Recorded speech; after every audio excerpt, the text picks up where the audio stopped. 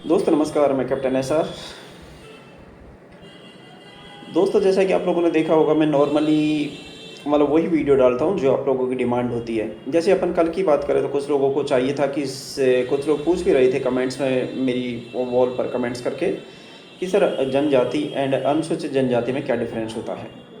हालांकि बहुत ही बेसिक चीज़ है, ये हर नागरिक को जानना चाहिए, लेकिन फिर भी कई लोग नहीं जानते हैं, तो मैं थोड़ा सा क्लियर कर देता हूँ। सबसे पहले हम आदिवासियों को लेते हैं कि आदिवासी क्या होते हैं। तो आदि का मतलब होता है प्राचीन, पुराना, एंड वासी का मतलब जो निवास करने वाले लोग हैं।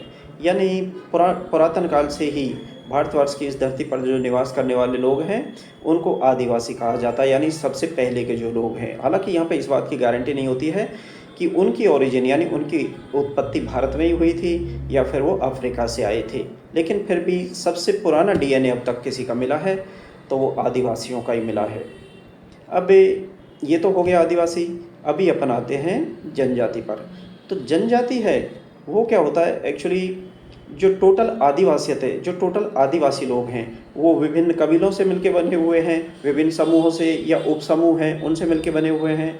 तो एक पर्टिकुलर कबीला या पर्टिकुलर समूह होता है जिसकी भाषा, संस्कृति, रीति रिवाज, परंपराएं वो एक जैसी होती हैं, जिसमें बंधुत्व की भावना इस कदर होती है कि वो सभी को एक मतलब अपना कुटुंब परिवार ही समझते हैं, चाहे वो 100 किलोमीटर का हो, 200 किलोमीटर का हो या 1000 किलोमीटर का हो, उससे उन्हें कोई फ़र्क नहीं पड़ता हो।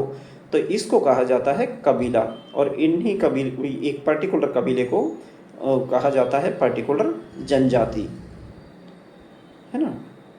तो जैसे मीणा जनजाति है, भील जनजाति है, उरांव जनजाति है, तो ये सारी जनजाति हो गई। अब उम्मीद है आपका आदिवासी का भी क्लियर हो गया होगा एंड जनजाति का भी क्लियर हो गया। लेकिन अब इससे भी ज़्यादा इम्पोर्टेंट पॉइंट यहाँ पे क्या आता है, अनुसूचित जनजाति। कि अनुसूचित जनजाति क्या होती है। तो अनुसूचित जनजाति के लिए संविधान की अपन बात करें तो अनुच्छेद 342 है, यानी अनुच्छेद 342 है। उसको आप लोग देखोगे तो उसमें प्रावधान किया गया है कि जो भी जनजातियां हैं भारत में, उनमें से कोई भी जनजाति है वो सामाजिक रूप से पिछड़ी हुई है, तो उसके लिए मतलब राज्यपाल से, पर्टिकुलर राज्यपाल के स्टेट से कंसल्ट करके राष्ट्रपति है एक अधिसूचना के तहत उन्हें अनुसूचित जनजाति का दर्जा दे सकते हैं। यानी संविधान में एक लिस्ट है, जिस लिस्ट में यदि इन कबीलों का, इन जनजातियों का नाम ऐड हो जाता है तो उसी दिन से उनको रिजर्वेशन या काश्तकारी के जो भी विशेष अधिकार होते हैं वो मिलने लगते हैं। तो इस जनजाति को अपन बोलते हैं अनुसूचित जनजाति। लेकिन जिनको ये अधिकार नहीं मिलते हैं वो जस्ट जनजाति बन के ही रह जाती हैं। तो अब उम्मीद करता हूँ कि ये चीज़ भी समझ आ गई होगी। और इसी को फिर आगे देखना हो दूसरे अनुच्छेद में तो आप अनुच्छेद 366 को भी देख सकते हो, यानी अनुच्छेद 366 में आप पॉइंट 25 को देखोगे तो वहाँ पे भी अनुसूचित जो जनजाति है उसकी परिभाषा दी हुई है। एक्चुअली जो अनुच्छेद 366 है इसमें परिभाषाएं दी हुई हैं। तो ये पॉइंट भी आपका क्लियर हो गया होगा। अब एक और पॉइंट की मैं यहाँ पे बात करना चाहूँगा कि जब भी आप देखोगे, जैसे हिंदुस्तान की जनगणना की अपन बात करें तो अनुसूचित जनजाति की जनगणना होगी और आदिवासियों की जनगणना होगी, तो हमेशा आदिवासियों की जनगणना 2-3-4 करोड़ ज़्यादा निकलेगी। तो इसका मतलब क्या है कि जो सभी आदिवासी हैं उनको अनुसूचित जनजाति में शामिल नहीं किया गया है। मतलब बहुत सारे कबीले हैं जिनको छोड़ दिया गया है। जैसे 1950 की अपन बात करें तो उसमें सिर्फ 212 कबीले पहचाने गए थे। हालांकि वक्त के साथ में बढ़ते बढ़ते वो 500 से भी ज़्यादा हैं जो अभी अनुसूचित जनजाति में शामिल हैं। और यहाँ पर मैं एक चीज़ और क्लियर करना चाहूँगा कि हमारे ही कुछ लोगों को गलतफहमी है कि जो मीणा लोग हैं इनको रिजर्वेशन डायरेक्ट नहीं मिला, इनको भीलों के चलते मिला है।